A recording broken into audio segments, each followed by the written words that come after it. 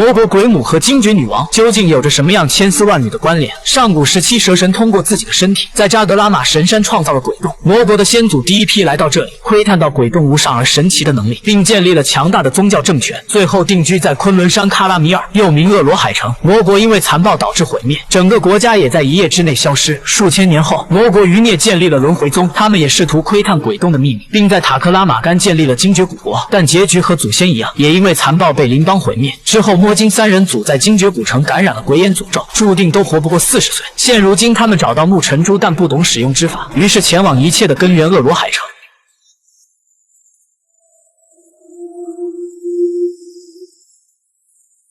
雪梨羊拿出木尘珠放置在鬼母的魔眼上，随着机关的转动，魔眼被打开，进入主殿。雪梨羊启动光球，用力掷出，探测这里是否有凶险的存在。在确定安全后，雪梨羊拿走了蛇像下方鬼母的一双魔眼，同时与雪梨羊走散的胡八一和王胖子找到了消失千年的恶罗海城。可诡异的是，恶罗海城明明深埋昆仑神山的地下，城内却有着充足的阳光和氧气，并且时过千年，油灯还依然明亮。此时他们还浑然不知，更诡异的是，正在前面等待着他们。就在众人大脑飞速运转时，王胖子却恰好闻到了炖牛肉的味道，于是在美味的勾引下，大家找到了沸腾翻滚正炖着牛肉的大锅。王胖子不听胡八一的阻拦，抓起不明牛肉就往嘴里填。老婆，你怎么也来了？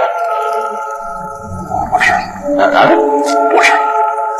安哥说，要自己的道法，咱们命于操作的明月。好，让小妹的心啊。